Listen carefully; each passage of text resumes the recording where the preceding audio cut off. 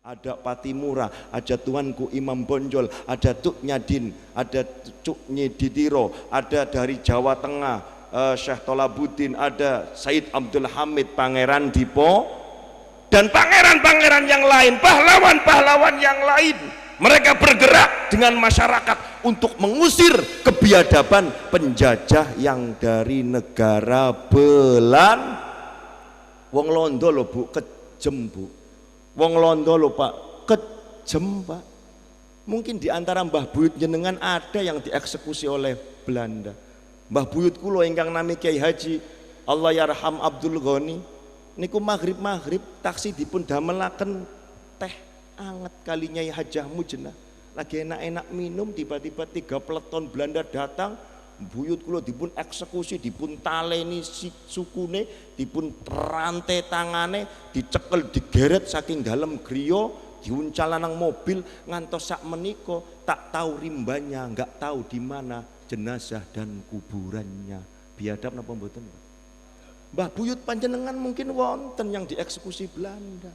350 tahun itu bukan masa yang sebentar. Kalau setiap kurun waktu anak manusia 50 tahun, berarti 7 generasi kita dihabisi, dirampok oleh Belanda. Tiang Karang lewas, masyarakat Kala lewas, panen polowijo, panen beras, panen jagung, panen semua yang ada di persawahan. Begitu masuk lumbung, Belanda datang, semua asetnya dirampok. Gini apa mboten? Seluruh orang-orang Magelang, orang-orang Wonosobo, panen cengkeh, panen tembakau, panen ini rempah-rempah. Belanda tahu masyarakat menimbun di lumbung, tahu, ambil langsung asetnya dirampok. Belanda melihat palawija dirampok, melihat rempah-rempah. Ayo bareng toh Bu, dirampok ngoten Mbak. Ben semangat, diram. Belanda lihat polowijo diram, lihat rempah-rempah diram, seluruh harta benda milik warga bangsa Indonesia diram. Weruh rondo ayu nom diram, weruh rondo tua elek. Nguralah masuk dirampok rondo tua yang mboten. Habis harta kita Pak, entek-entekan 350 tahun. Atas berkat rahmat Allah bubar Belanda pulang ke kampung halamannya. Apakah merdeka? Tidak. Datang lagi penjajah yang baru dengan cara dan format yang baru, lebih kejam. Walaupun masanya, durasinya lebih pendek 3 tahun, yaitu penjajah delok. Loh wis ora ana rondo, loh wis ora ana jagung, loh ora ana iki. Akhirnya nopo? Warga Indonesia disuruh kerja paksa. Bikin jembatan, bikin jalan, bikin rel kereta api, bikin terowongan. Namanya kerja Romusa. Sabat Mbah buyut kula panjenengan sami sampai kuru-kuru, Pak. Ora dikei bayaran, ora dikei mangan, Pak. Dipun paringi sego aking. Gini apa mboten? Ya Allah, ya Rabbi. Zaman rini ku wong mangan ya Allah. Kula dipun critani kali Mbah Nyai Mujnah. Sak wulan lho Pak, saged maem endok niku alhamdulillah. Endok lho, alhamdulillah niku zaman rumiyin, zaman buyut kula. Lah zaman kula mawon Pak, pae metu ngomah mangkat walimah, anak 5 niku nang ngarep omah nunggu apa?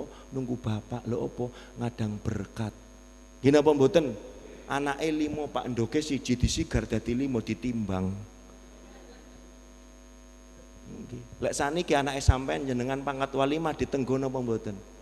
Anak saiki ora doyan berkat, tapi ya berarti saiki wis lumayan, alhamdulillah. Walaupun durung sugih banget tapi ya lumayan lah wis kuat kredit motor. Allahumma sholli ala Muhammad. Jepang datang.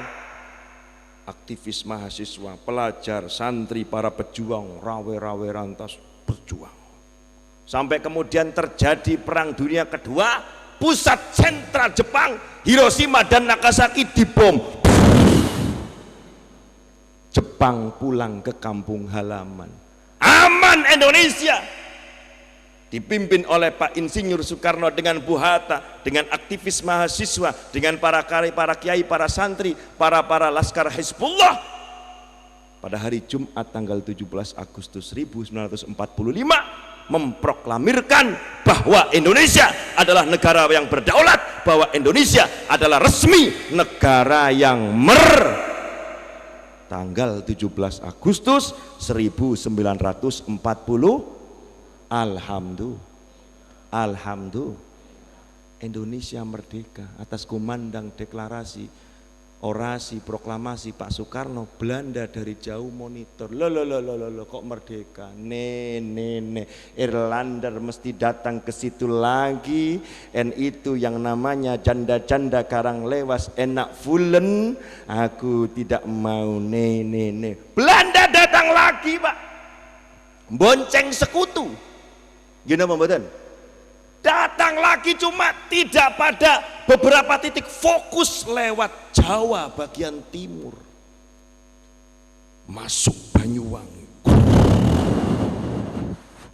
naik kapal laut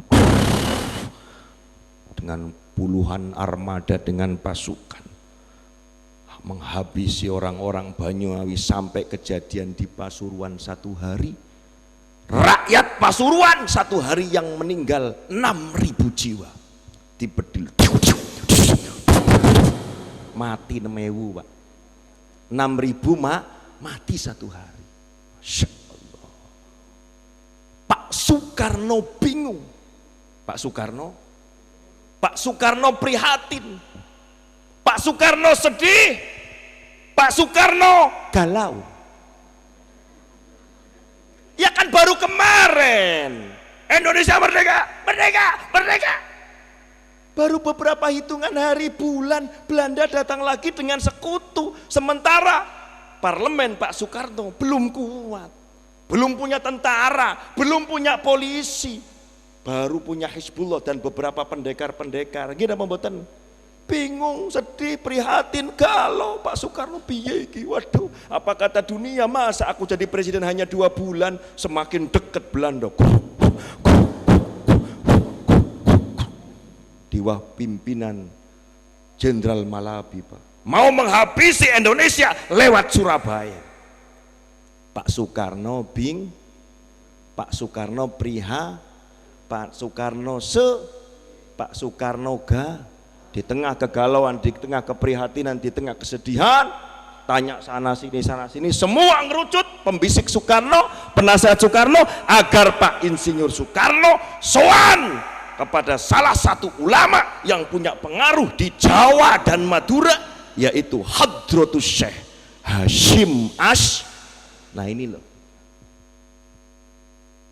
presiden mawon yen bingung, yen keder sowan maring Kiai. Presiden wae sowan kok camat ora gelem. Apa maneh sampean lho sing ngomong dudu aku. Presiden bingung wae sowane maring Kiai. Ya Allah, sowan Pak Soekarno. Ngaturaken sungkem pangabekti kula Bapak Soekarno ya Hadratus Syekh. Hadratus Syekh niku mboten gelar sembarangan lho Pak. Hadratus Syekh itu di Indonesia hanya ada 2. Yang pertama Sayyidah Fatimah Al-Palembani, yang kedua muridnya yaitu Hadratus Syekh Hasyim Asy'ari. Hadratus Syekh niku hanya merek titel yang diberikan kepada seseorang yang hafal Kutubus Sittah. Yang hafal Kutubus Sittah. Kutubus Sittah itu apa? Kitab 6. Kitabnya siapa? Hafal kitabnya Imam Bukhari, hafal kitabnya Imam Muslim, hafal kitabnya Imam Ibnu Majah, hafal kitabnya Imam An-Nasai, hafal imamnya kitab Hakim, dan hafal kitabnya Imam Turmudi atau Sampai hafal kitabnya sopo Pak? Alim Allamah, mulane jenengane dijuluki Hadratus Syekh. Lah wong saiki apal hadis 3 wae kok koyo yo ondalil nang ndi al umuru muhdatsat wa kullu muhdatsatin bid'ah wa kullu bid'atin dhalalah wa kullu dhalalatin finnar au kama qalahul majalah wal kalender. Mergane orang duwe kitab dhek iku. Ya Allah, Pak Soekarno sowan aturaken sumpah dalem pangabuk sungkem pangabuntin dateng panjenengan wahai Kiai. Ana apa nang? Pak Soekarno ada apa? Ini saya begini, kondisi negara gawat seperti ini, seperti Belanda bukan hanya sendirian. Belanda saja sudah pengalaman 350 tahun. Ini datang dengan sekutu, Pak. Datang kalian sekutu. Lah, apa yang harus bisa aku bantu Karno? Kulo namung nyuwun pitedah mawon dateng Kiai, ngoten lho. Pripun kula nyuwun sabdo dawuh panjenengan, fatwa panjenengan, dos pundi hukumipun jihad bela tanah, bukan jihad bela agama. Tetapi Pak Soekarno tanya kepada Hadratus Syekh Hasyim Asy'ari, hukumnya jihad bela tanah. Kesimpulanipun Mbah Hasyim dawuh, Mbah Hasyim sabdo bahwa jihad bela tanah air hukume wajib. Lego atine Pak Soekarno, gede atine. Iki lek Pak napa niku Kiai Hasyim Asy'ari wis muni wajib, mesti iki turun tangan. Pak Soekarno pulang ke Jakarta mengatur strategi barisan dan lain sebagainya. Betul para bapak, para ibu. Pada tanggal 22 Oktober, Agustus merdeka, Agustus, September, Oktober, 20 Oktober sampai dengan 22 Hadratus Syekh Hasyim Asy'ari niku ngutus dumateng beberapa staf kiai untuk memberikan pengumuman surat undangan agar seluruh kiai se-Jawa Madura dan pengurus cabang Nahdlatul Ulama se-Jawa Madura untuk kumpul di Jombang. Kumpul 2 hari kiai-kiai, Pak. Pada tanggal 22 Al-Ittihad wal Wahdah, setelah mempertimbangkan dan seterusnya, memperhatikan dan seterusnya, memutuskan fatwa resolusi jihad. Itu tertuang itu, Pak. Sampai kemudian Belanda terus dari Pesuruan mendekati jantung Surabaya sampai tanggal 10 November terjadi perang 10 Pak Soekarno lewat butir resolusi jihad, di dalamnya ada kalimat bahwa masyarakat yang ada di radius 60-80 km masafatul qasri, yang muda, yang laki-laki, yang masih sehat, wajib untuk membawa senjata perang mengusir penjajah. Sementara Mbah Wahab Hasbullah dengan askar, dengan Hizbullahnya di musola-musola, di masjid taklim, di pondok pesantren, di masjid-masjid bersama-sama melafalkan mantra sakti. Mantra wonten mantra sakti nggih perang, Pak. Niki sing duwe wong NU tok, Pak. Jenengan pengen mantran napa mboten? Pengen sakniki napa mangke mawon? Sakniki. Niki mantrane, Pak.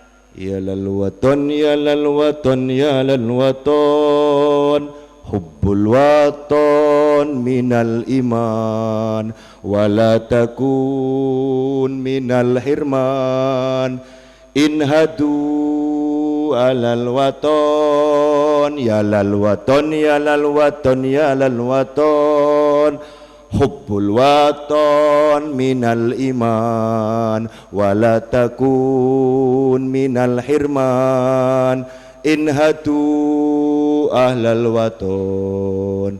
Indonesia biladi anta unwanul fakhoma, kullu mayyatika yauman tomi hayyal kohimama, kullu mayyatika yauman tomi hayyal kohimama. Ini spirit, ini motivasi, semangat jiwa anak muda itu untuk bela tanah air, ngusir niku anggene Arab.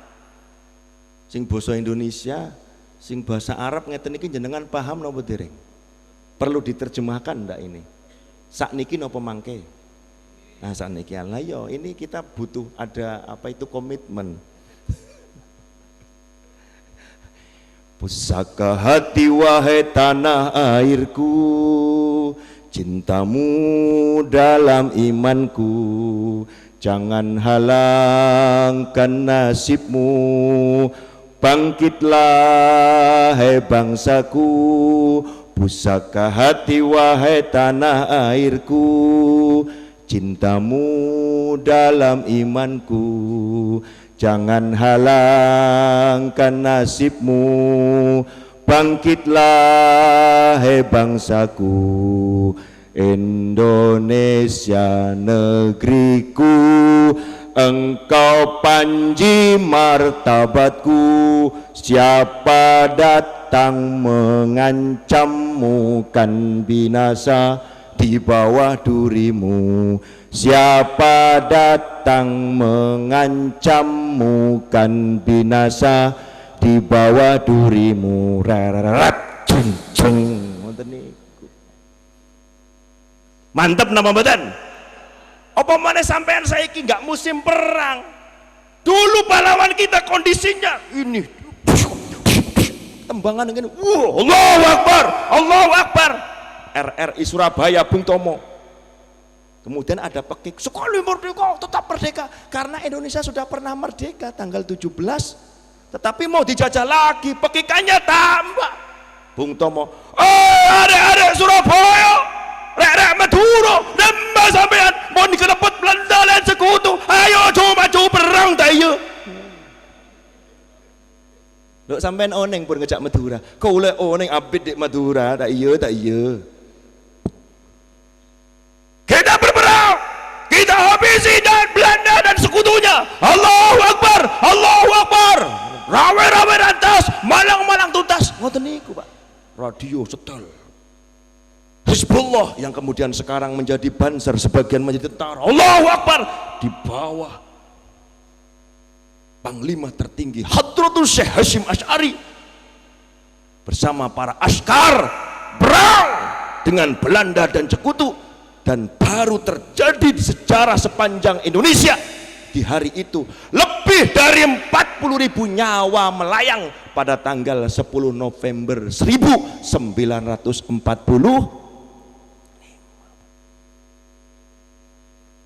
Sehingga saksi sejarah banyak yang mengatakan, bahkan Panglima kita, TNI kita mengatakan di beberapa media, di beberapa pertemuan, andaikan tidak ada resolusi jihad dan tidak ada peperangan melawan sekutu Belanda yang dipimpin oleh NU, yang dipimpin oleh Mbah Hasyim Asy'ari, maka Indonesia tidak akan mungkin menjadi negara yang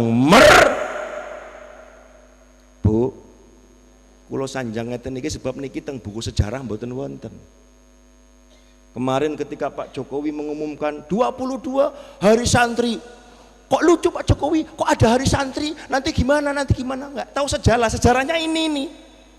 Kumpul kiai ulama santri 20 sampai 22 Oktober mencetuskan resolusi andaikan tidak ada 10 November, Mbah Hasyim dengan para kiai, para santri dari Jawa Barat, Mbah Abbas datang dari Banyumas, siapa banyak ulama sana, perang sampai kemudian pimpinan Belanda dan sekutu Jenderal Malabi dibedil, dibom, mati oleh santri yang gagah berani bernama Harun. Atau santri Niki Ali gagah berani bela kiai. Allahumma para bapak, para ibu, para rawuh ingkang dipun mulyakaken. Inilah kemudian Indonesia lahir, Indonesia ada. Setelah itu kemudian aman nyaman. Pak Soekarno kembali menata negaranya, rapat BPUPKI, Islam, unsur Islam masuk dari unsur NU, ada unsur Muhammadiyah, unsur Persis, unsur Masumi, dari Katolik ada, semua rapat untuk menginstrumenkan pola seperti apa negara ini. Diaturlah, dibikinlah undang-undang, dibikinlah simbol negara merah putih.